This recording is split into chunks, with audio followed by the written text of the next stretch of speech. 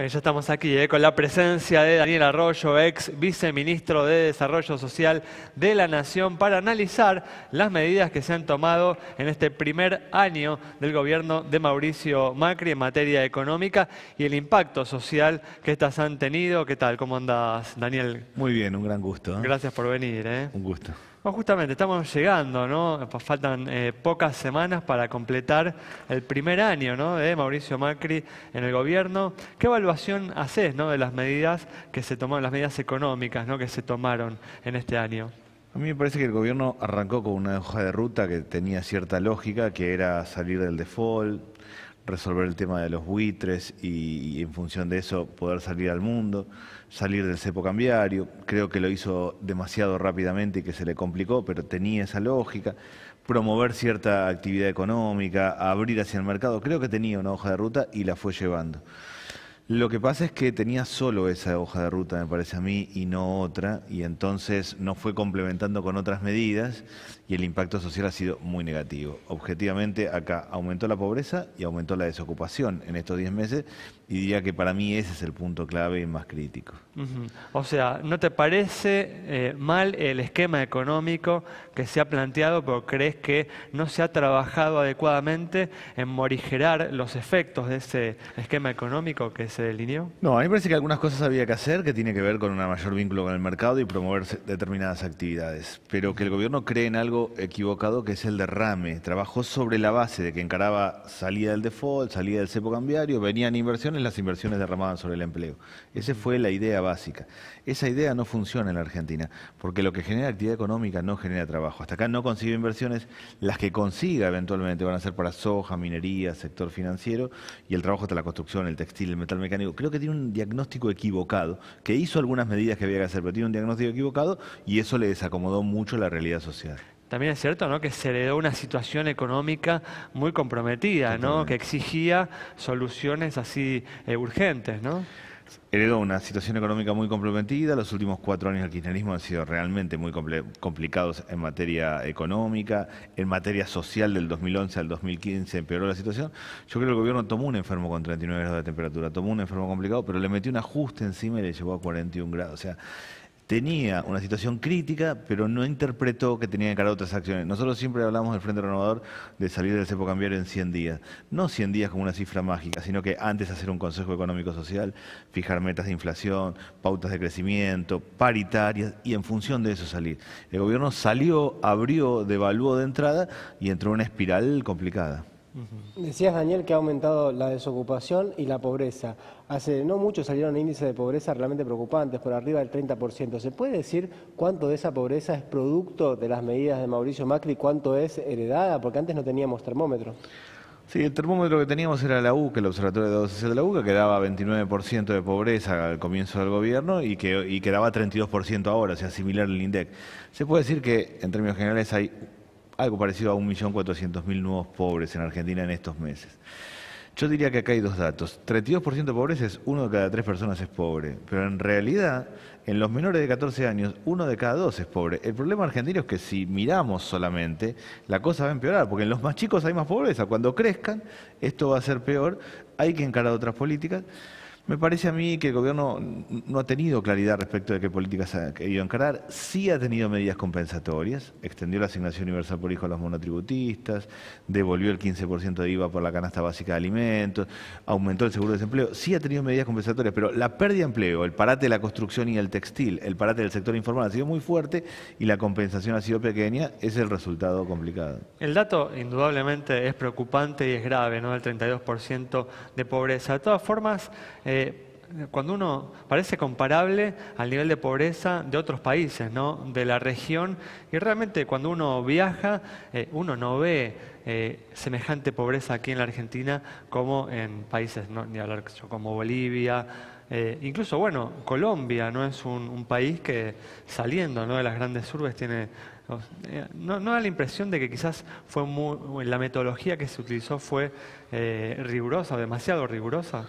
El INDEC hizo algo razonable, que es medir una manera de medir la pobreza, que es medir la pobreza por ingresos. Y establece que para 4 personas, un hogar de 2 grandes y 2 pequeños, hacen falta 12.500 pesos. Retomó el INDEC del 2006, actualizó la canasta y le dio ese monto. Hay otras formas de medir la pobreza. Cuando uno lo compara con Paraguay, está claro que Paraguay tiene más pobreza que la Argentina, aunque hoy nosotros tenemos 32% y Paraguay aparezca con 22%. Si uno incorporara otros elementos, daría una pobreza más baja en la Argentina, porque tenemos más acceso a la salud, a la educación, Claro, tenemos más universalidad en varias cuestiones. Lo que está marcando el INDEC, y que es correcto, es que falta plata, o sea que a la gente no le alcanza el dinero, que hay un problema serio de inflación y de bajo ingreso. Para no ser pobres hacen falta 12.500 pesos. La asignación universal por hijo son 1.000. Las cooperativas de trabajo, los planes de trabajo son 3.600. El salario mínimo por ley en Argentina es 7.500. 35% de trabajo informal. La mitad de los asalariados, la mitad de la gente que trabaja gana menos de 8.000. O sea, tenés un gap muy grande y eso es lo que está marcando, es que acá hay un tema de que o movemos el mercado interno, volcamos, inyectamos al mercado interno o la cosa no va a cambiar. En ese sentido, yo creo que el INDEC ha tomado una forma de medir la pobreza. Hay otras maneras mejor, que es la pobreza multidimensional, tomar más dimensiones, Claro. pero reconstruyó el INDEC de antes y eso tenía una lógica. Ahora vos decías que la teoría del derrame no funciona, que apostar a la inversión para que la inversión genere empleo, eso es lo que en Argentina está probado que no funcionó ni va a funcionar. Y si no es por ese lado, ¿cómo se genera empleo en la Argentina? Es bueno que vengan inversiones y que el Estado tenga recursos, que entren dólares y que funcione. Pero hay, yo diría, 3 tipos de argentinos. Hay argentinos que viven en el siglo XXI. Alguien que está vinculado a la industria del software, que le pone valor agregado a la soja, o que está muy vinculado al mundo del conocimiento, que se globaliza y compite. El gobierno lo ve bien a esos argentinos y los ayuda y los promueve. Ahora hay argentinos que viven en el siglo XX, es una señora que cose ropa a fazón, que tiene una máquina de coser en su casa, vieja, que va despacito, hace poca remera y gana poca plata. O el gasista, el plomero, el carpintero, el mundo de las changas, que es el 35%. Y hay argentinos en el siglo XIX, un pibe sin secundaria completa, que está perdido, complicado en el conurbano. Los argentinos del siglo XXI, que el gobierno promueve y está bien que promueva, no traccionan a los otros. Si el Estado no tiene un rol activo, si no hacemos, por ejemplo, mucha obra pública de pequeña escala, vereda, cordón cuneta, núcleo húmedos, vivienda social, no va a haber un pibe que tenga trabajo en un barrio. Si no empezamos a construir otros mecanismos de política con un rol activo del Estado, eso no va a suceder. Creo que el gobierno no ve esa correlación que hace, promovemos esto y se va a acomodar el resto, es una correlación equivocada en Argentina. Pero por eso, o sea, que vos estás viendo que por más que este gobierno tenga éxito en poner en marcha la economía, los problemas sociales, las deficiencias sociales que la Argentina hoy presenta no se van a mejorar. Requieren otras políticas. Del 32% de pobreza uno lo podría dividir. 25% de pobreza estructural. Alguien que es pobre, sus padres fueron pobres, sus abuelos fueron pobres. 7% de nueva pobreza, que es gente que fue perdiendo changas, que fue perdiendo ingresos. Ese 7%, si hay activación económica y hay mejoramiento y se vuelca dinero al consumo interno, va a ir saliendo en un ciclo de 2 o 3 años. El 25% restante requiere cambios fuertes en el sistema de crédito, en el sistema educativo, en varias cuestiones. Yo creo que es una política a 10 años. A mí me parece que el gobierno no está bien orientado en ese plano y ahí está el debate de qué hay que hacer. Mira, se percibe una preocupación, ¿no?, genuina del gobierno en lograr una inversión pública de mayor calidad, ¿no? La inversión pública Correcto. Definitivamente es esencial, ¿no?, para superar los problemas sociales que existen. ¿Vos compartís justamente esta percepción de que hay una preocupación por mejorar la inversión pública? Veo que hay una preocupación, veo que hay un intento de modernizar el Estado, pero que a medida que fue avanzando el año, el gobierno fue dejando de lado ese intento y fue metiéndose más en las discusiones internas o en tratar de encontrar la vuelta como fuera. El gobierno arrancó con una proyección que era, vienen 20.000 millones de dólares de entrada cuando arranca el gobierno de inversiones, o es el segundo semestre, o ahora es el blanqueo. Eso le fue poniendo la energía y le fue quitando posibilidades por ese lado y no fue encarando. Lo que yo creo que hay que hacer es una mejor calidad de inversión pública, una modernización del Estado que no implique ajuste.